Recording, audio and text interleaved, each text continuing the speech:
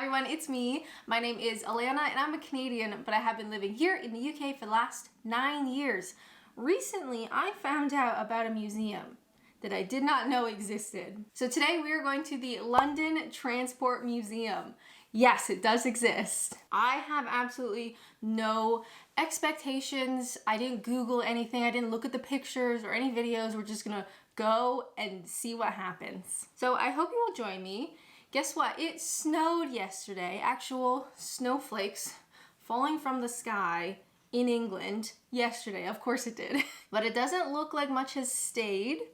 It's just really cold. Of course, today is the day that I picked to do this, but here we go. I still get pretty nervous doing stuff on my own. This is very much a solo trip. It's just you and me, all right? So a little bit anxious, but I have my morning coffee. I have my bag. I've got my camera, and we're gonna have a great time. All right, we're gonna learn something new. I have absolutely no idea what we're gonna see, and our train's not gonna be canceled because I'm just gonna will it into existence. Anywho, I get crazy anxious about missing my train. Don't know if that's you as well. Hi, yep. I get there way too early, but I'm gonna finish my coffee, gonna get my coat and my bag. We're gonna go to the train station and we are gonna go to the TfL Museum.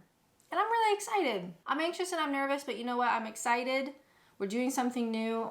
Thank you so much for joining me. I hope you like it. And without further ado, let's go. All right, everyone, and we are off. Now, yes, we are going to the London Transport Museum, and yes, we are using public transport to get there first. So you're kind of seeing transport in real life before we get there. So this museum is not free.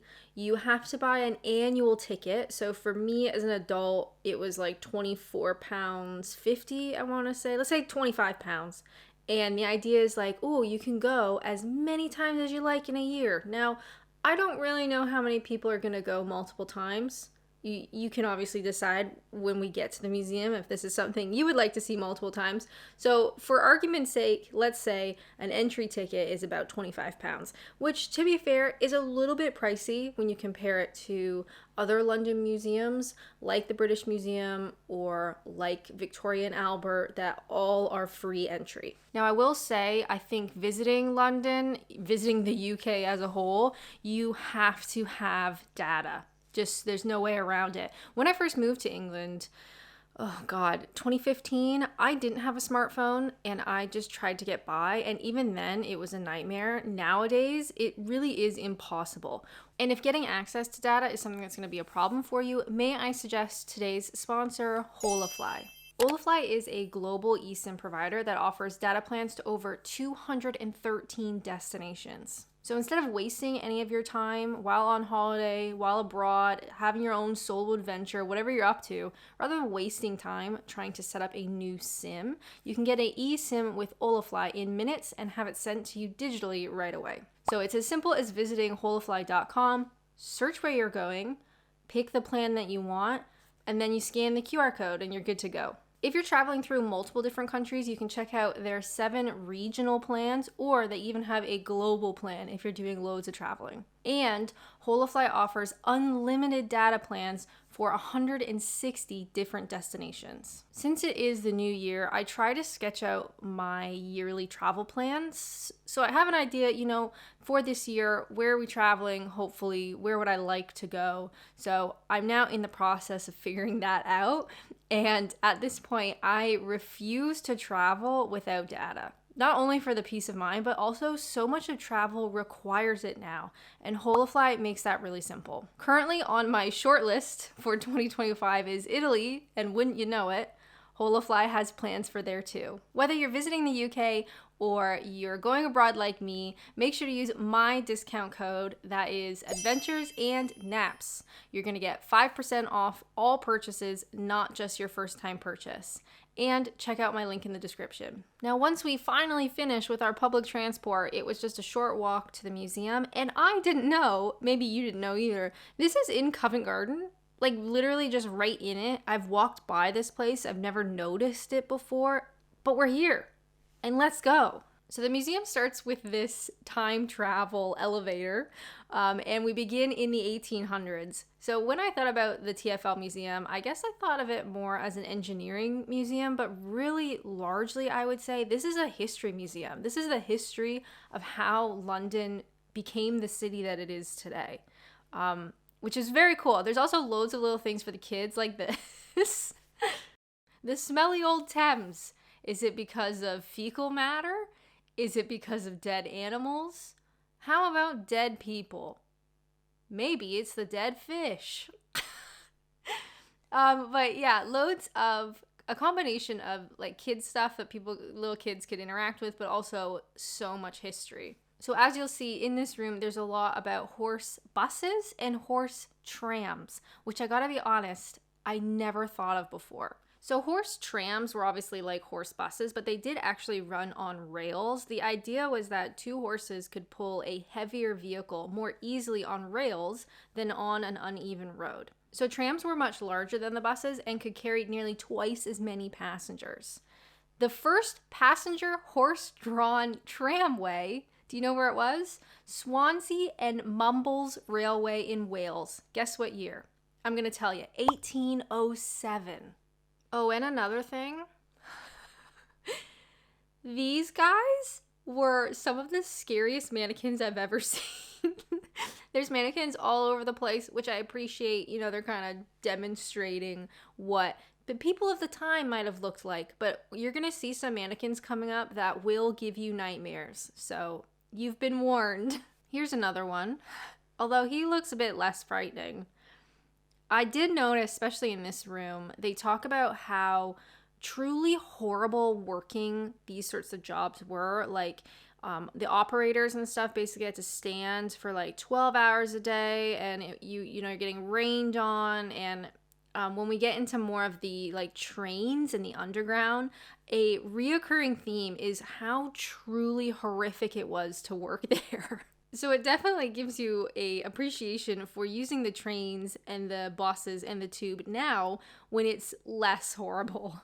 So walking down from that level of the horse-drawn buses and trams, we start getting into the nitty-gritty, the big stuff, the trains and building the first underground train. So lots of models kind of showing just the scale of what it took, which again, I'm going to repeat this a lot throughout this video. There are things that I just never considered, but so much of this was state of the art. It was figuring out how to do it as they were doing it, which is wild. So this big guy is from 1866. Now, as a Canadian, I love history. Maybe you're the same. Canada doesn't really have as much history. So for reference, Canada became independent from the United Kingdom 1 year after this train. Okay, just to put it into perspective. But anyway, a lot of the big vehicles had these interactive screens, which were great, so you can choose what you wanted to learn about. And also, who doesn't love touching a random touchscreen? And up next, I thought it was pretty cool. It talks about the world's first underground railway was this metropolitan line. And they have this table that shows you all of the train times, which I thought was so fun. And the times for the various routes during the week and then versus on Sunday. I don't know. I just thought this was really cool. So up next, behind all this is the carriage, the passenger carriage for the Metropolitan Rail line. So this is like 1900s. And yes, we've got more really expressive mannequins. Oh, you love to see it. But also kind of terrifying. But I loved the wood on these, and you could go inside, you can see the interior design of it. I don't know, it just looked really fun. Maybe fun's not a great word, because actually riding on a lot of these underground railways was torturous. In an editorial in the Times in 1884, they complained that a journey from King's Cross to Baker Street is a mild form of torture which no person would undergo if he could conveniently help it. So apparently the underground, well, it was used really well, but it was super smoky, not only at the stations, but just the atmosphere of the tunnels, that it was hugely unpleasant. We did just see the ladies only carriage, if you caught that. So the Metropolitan Railway introduced these carriages in around 1874, mainly to address concerns over women's safety. However, only a year later, they were withdrawn due to lack of use because women typically preferred just to sit where everyone else sat. Next up, this was a Q stock underground car from around 1923. So this one definitely looks a bit different than our wooden carriage. I don't know, the wooden carriage, even though apparently it was horrible to use because the smoke was so bad. Also, look at the bit of machinery in there. I thought the wooden one looked really cool, but I guess the experience was dreadful. This one looks maybe a bit more like the tube. And yes, you can get on it. And yes, there are weird mannequins, which I just love. Imagine being here at night. Okay, scratch that. Imagine being here at night in a power outage. I just couldn't. Moving right along, I want to say this was a Thursday. As you can see, it's pretty empty. Oh, there's also model trains literally everywhere. And these are all different types of tickets, which I thought was super cool. But yeah, it was pretty quiet. I do try to cut out people when I'm filming out and about just because I don't want to include people in a video that they didn't really want to be in. Do you know what I mean? So it wasn't that busy, although there were loads of kids, which we'll probably get to shortly. Lots of stuff for the kids to do, lots of like interactive bits. Also, a bit about train spotters, which I thought was cute. So all of these like historical like train spotting books and magazines and pamphlets and stuff. How adorable. So in the main sort of hall area, I guess the main open bit, you can see a bunch of different buses and train carriages and that kind of stuff. So that's all on the main floor. But there is a exhibition, I guess you'd say, a section all about art on the underground, which I thought was really cool. There's no kids there, obviously, because it's kind of boring. I thought it was great. And it showcases all of the artwork and the posters and things. And they come from all different eras. So this one is from 1911. Of course, some of the posters are artistic and some of them are political and some of them are instructive, but they all have their own individual style. And I thought this was really neat because I'd never really thought about art on the underground as art before. It's just there. Do you know what I mean? I really liked this one from 1934. This was done by Sybil Andrews. But I just think the imagery is so nice. But there's loads of different styles. And this one too, actually, the space one, Keeps London Going, I thought was really neat. This one's actually done by an American in 1938. So it is kind of crazy. You think of like, okay, London Transport Museum, we're talking about history, we're talking about engineering, we're talking about trains, but we're also talking about art. And I really loved this section. Anyway, I could go on and on for a while, but let's just have a quick graze over all the different styles and vibes. This one I thought was pretty cool. It's like a mosaic. Love it. Anyway, this was done over a couple of floors. Don't miss it if you do come to this museum. There was no kids. There was no screaming.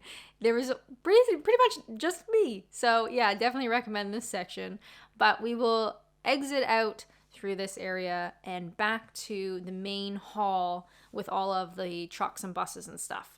And I think these vehicles are a bit more recognizable, right? We're a bit more in like modern history, especially with their red double-decker, obviously very iconic, very recognizable. But first up, we have this B-type bus, which I hadn't seen before.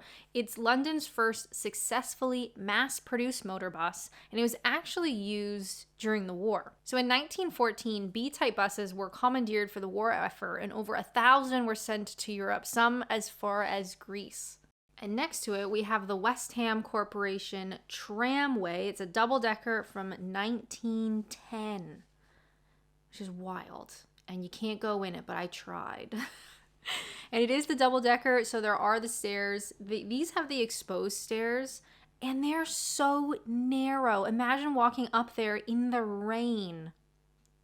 Incredible. Rather not, if at all possible. Another thing I thought was kind of funny is you've got these bench seats facing each other. Imagine Londoners nowadays having to sit on the bus facing each other. I can't think of anything worse. But the tram itself is really beautiful. I love the coloring. There's also like a really cool crest on the side of it. I don't know. I feel like a lot of these older vehicles had so many really neat details that you don't really see on mass-produced buses nowadays. And next to it, we have this one from 1939. Now, these are really starting to look recognizable, right? They're really starting to take on that London double-decker red bus look. So I think this was like K2? Yes, I'm learning so much. So yeah, 1939, by this museum, this is like modern day standards. But across the hall, there's a couple more buses. This one back in time, 1908 motor bus. I love the color on this one. It felt so, I don't know, it's quite different to the other ones. And again, the exposed stairs on the outside. Can you imagine trying to climb up there with your shopping in the rain? No thanks. But yeah, I love the paint job on this. Love the colors.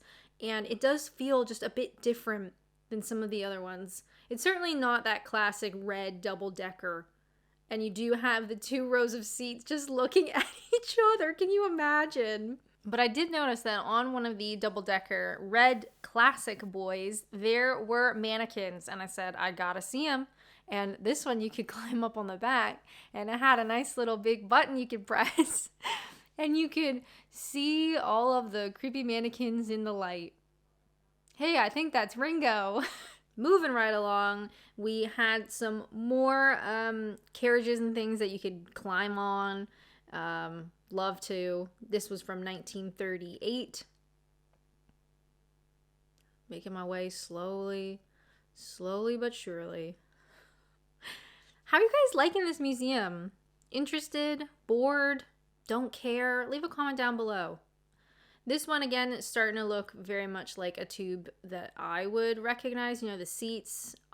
Also, like the advertisements and the maps along the top look very familiar, which is kind of wild how these trains have been around for so long, and they obviously have changed, but not that much either. And as someone, so I really like history. I did enjoy this museum. I wouldn't say that I'm into trains or I'm into engineering per se, but I really found the history aspect of it quite interesting. However, there was a section about the underground and the war, which I think would be really cool, but at this point I was getting so tired of reading plaques that I kind of just glazed over this. Maybe in my yearly pass I'll have to go back. I do get to a point when I'm in museums where you just read so much, it gets to a point where I can't read anymore. But I did take my picture. There is a kid's game. Look at me. I'm a train surgeon. At this point, yeah, I was just like, I was tapped out. I wanted to enjoy the museum, but I didn't really want to read much anymore. You know, just too much information. But we've still got some carriages to board. This one from 1890. Thought the machinery is pretty cool. Again, I'm not really into like engineering stuff per se, but the history of it I find really fascinating. And I do like that they have these carriages that you can get on. Look at the plush seats. So fascinating. And yes, more scary mannequins. Something about these ones in particular, I think because we were like in this little carriage with like not many windows, made it scarier.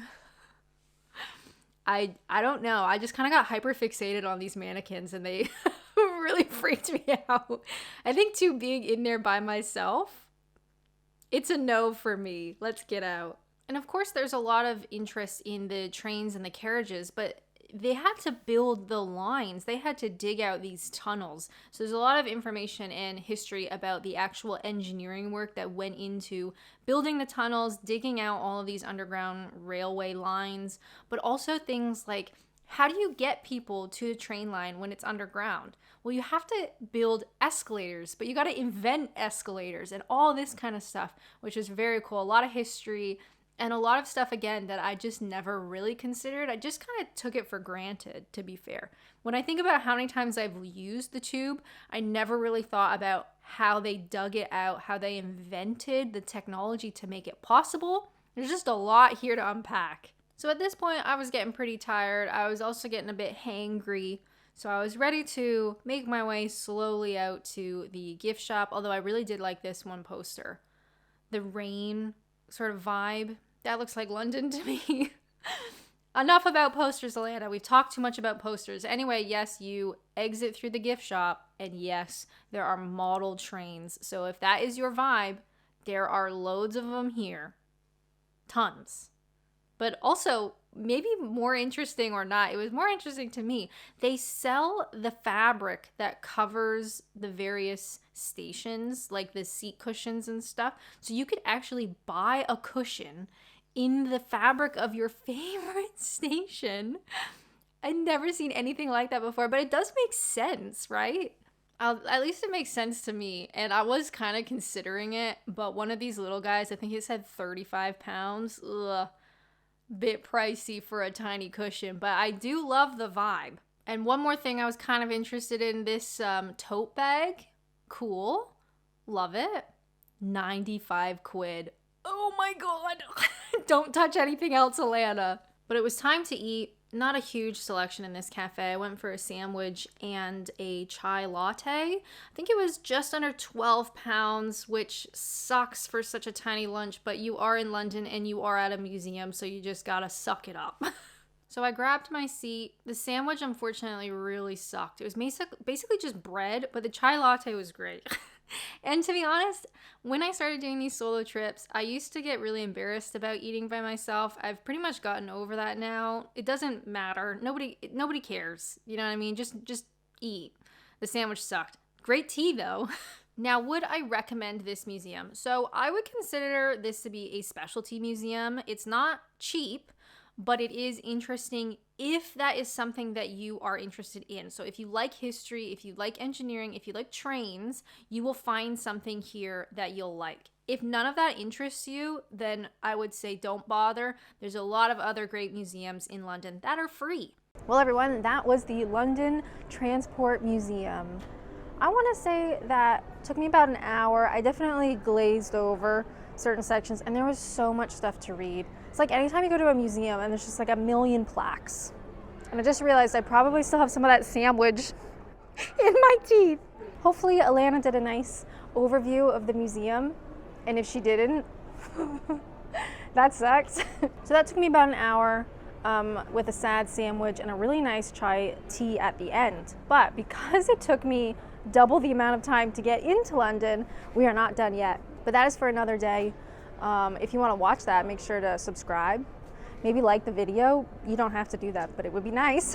Don't forget to check out Holofly in the description, whether you're coming to London or you're going abroad, maybe someplace warm and you need an eSIM. But yeah, I had a really nice time and I'm not quite ready to go home yet. So I'm going to carry on to our next solo activity adventure. I hope to see you back here. Probably, it won't be next week, maybe the week after that. Keep an eye out if it works out. If it doesn't work out and you never see it, just pretend I never said anything. I can't get over what a beautiful day it is. I don't know how this will pick up the sky. Can you see how blue that sky is?